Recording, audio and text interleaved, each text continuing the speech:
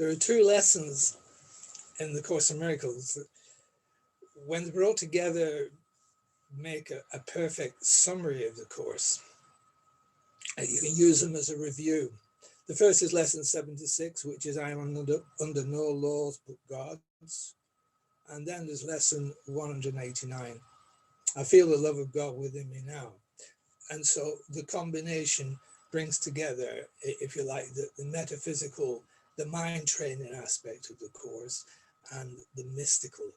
Lesson 189, I feel the love of God within me now, is very mystical. It's the beautiful lesson where we learn to actually accept that God will find us if we prepare the way. And of course, this is what we do when we recognize that we're under no laws but God's, that there's no sin and we're not victims of the world. So we understand that as a realization that we're not under any laws but God's. It is the realization that we're not victims of this world. We don't have to regard its laws as affecting us and threatening us and keeping us reduced from what it is that we are, what we really are. So we can allow ourselves to see that this is just simply the human mind. We have to have an understanding that what it is that represents this illusion, rather than just assume that it's an illusion and that's the way it works. We have to understand that it's important to realize that what we've done somewhere along the line is forgotten that we are one with God, that we've formulated our own ideas of what life really is and who's running the show. And in doing so, we created in us a separate mind, a mind that is not God's mind, but a mind that says, this is mine, this is my way. And in this my wayness, we've become afraid and we've seen things differently. We've lost contact with that light and joy and peace of heaven. And so we're seeing things through a glass darkened. And seeing that way, we now believe there is death in all its forms, in pain and suffering and lack and loss and limitation. And so we're under a constant threat. And those are the laws of this world.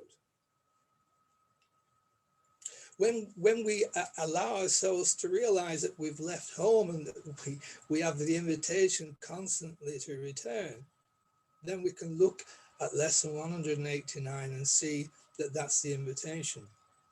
And we can rest and we can let go of all the threats and the thoughts that there's a separation from God and there are laws apart from God. And in that resting and in that trust and in that faith and in that willingness to be still and know that I am God, we recognize our oneness and we come and return home. So we have two lessons, one the metaphysical, one the mystical, and when joined together, they bring about a state of perfect forgiveness.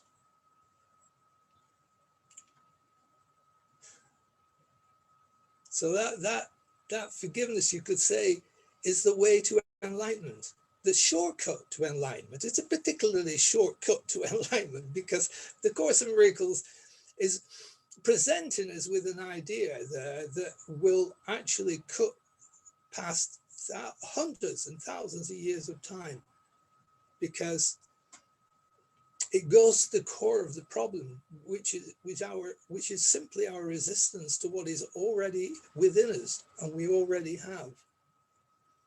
So there's no search or required for this. It's just simply this letting go of the idea that we're under laws apart from God, and then allowing ourselves to return to that union, to that oneness. So yeah, forgiveness is a shortcut to enlightenment. And you could say that then there's a shortcut to forgiveness, which is the love of God. God is the love in which I forgive. Otherwise, all the mind training that we go through is really then just a mind trip. But without the love, we can't transcend the laws of this world.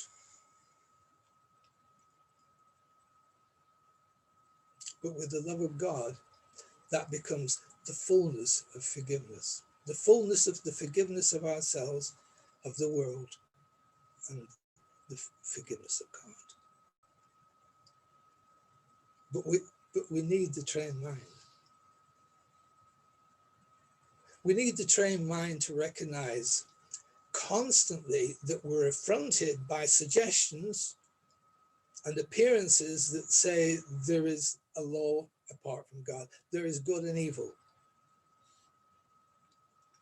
So we need to refute those suggestions and appearances and allow ourselves to recognize and remember constantly God in all things, because the fact is that there is only God in all things. There is only the will of God and the love of God.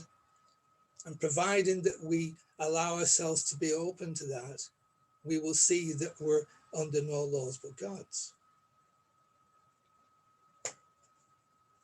We're subject only to the reign of goodness, of joy and happiness and peace. And the rest is just simply what we made up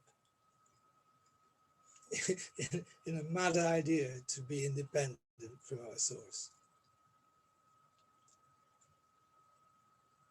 So when we bring the metaphysical and the mystical together in this way, in this beautiful summary, if you like, or review of the course, and there are other lessons that will do that, of course, but I've chosen these for this discussion. And when you bring them together, it's like you bring in the heart and the mind together, because the heart is open to the love of God, and the mind that is trained to realize there's no objection, there's no resistance to that, there aren't other laws than that, will allow a free passage of that love. So it's like the heart and mind are in a cooperation, in an agreement. There's a love play between the two. And the heart is open to the grace of God, and it allows that free passage of love without the resistance of fear that was previously in the untrained mind. And so now there's a free passage of that love from God to his Son, and then returning to God. It's an open circuit of love, an open circuit of love that has been brought about through perfect forgiveness. So the heart and mind are sort of forming a bridge between the metaphysical and the mystical. It's like the metaphysical lesson of 176, of 76, is really showing us that we're actually sustained by God's love and not by the laws of this world. And 189 is then saying, but I am that love. So I'm sustained in this world. I need not be under threat. I need not be under pressure to adhere to its rules and laws, because God is with me and he sustains me and makes straight my path and cares for me and protects me. So now I can simply rest and allow that union to take place.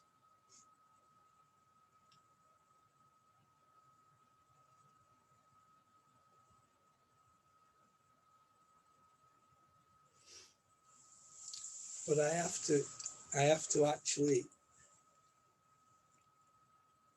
be that. I have to bring that into a consciousness within me to know this, rather than just agree to it and to believe it. I need to know it. I need to allow myself to see that it's not just doing these lessons and reading these lessons, but contemplating them so deeply that it comes into consciousness. We have to bring this into ourselves in a way that we know it.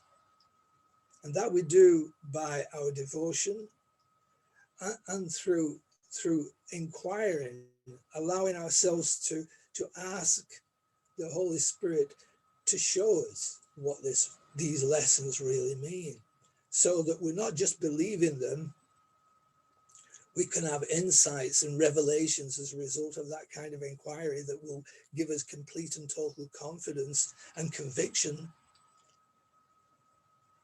that will allow us to actually express these things with confidence, so that we walk up and down this world, if you like, with a different kind of perspective, a different perception, a perception that says, I am under no laws but God's, and the love of God is shining in me now.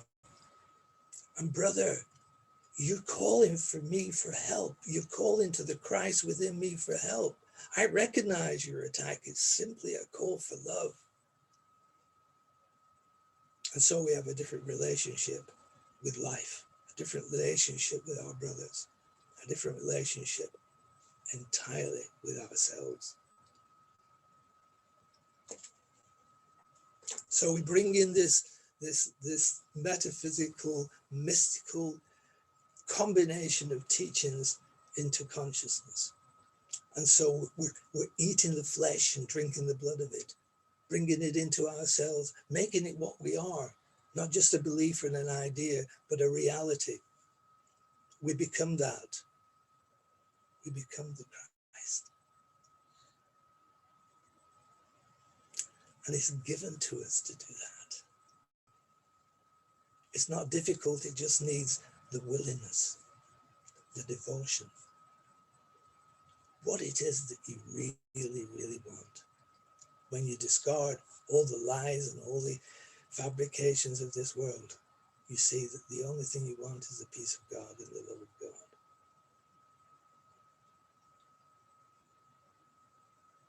A little while ago, we talked about imperfect peace, that discourse. We talked about the turning point.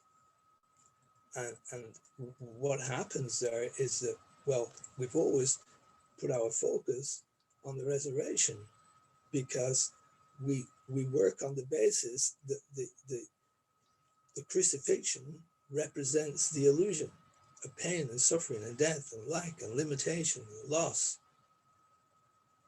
So we turn away from that to the resurrection, which represents the life and the love and the promise of perfection. And in doing so, we gain confidence, we gain strength, and we adhere to that light that brings a transcendence within us, a strength and a realization that there is no love, there is nothing but the love of God. But when we gain that strength and we gain that light within us, we have the capacity to come back, to turn back to the crucifixion. But this time, not just to allow ourselves to recognize that it's an illusion and to accept that, believe that, but to prove it. That doesn't happen until you're ready. You don't decide that yourself. That comes to you through the power of the Holy Spirit. And it's that power that will be with you when you actually accept that mission, when you decide to go through the crucifixion, when you decide to go through the darkness and the pain of the illusion, when you decide to look under that dark cornerstone that you swore never to look under, when you're prepared to go into that ring of fear, then the promise is that you will not go there alone. You'll be supported and protected, and he will be with you. He won't desert you at the outer edge of that ring, but it will go through with you. And in that experience of going through the darkness and the misery and the pain that is all seemingly outside of you, then you discover that it's really in you and it's nothing. It's not real, but you have to prove it. And then when you prove it, you come into the light. When you're in that light, you know the real reason why you didn't go into the darkness. And it wasn't because you was afraid of it. It's because You were afraid of what it would reveal when you discovered its own reality, which is the love of God. And that's what you were really afraid of. Why would you be afraid of the love of God? Well, you'd be afraid because you felt that it would consume you. And it will.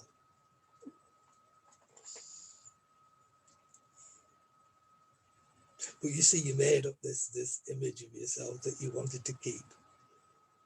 And now you're in a place where you've lost the fear. You've lost the fear, and now you're open and completely willing to join with God in completion. And God will take that final step. And all we have to do is trust and accept this is what we really, really, really want. And it's given to us by the grace of God.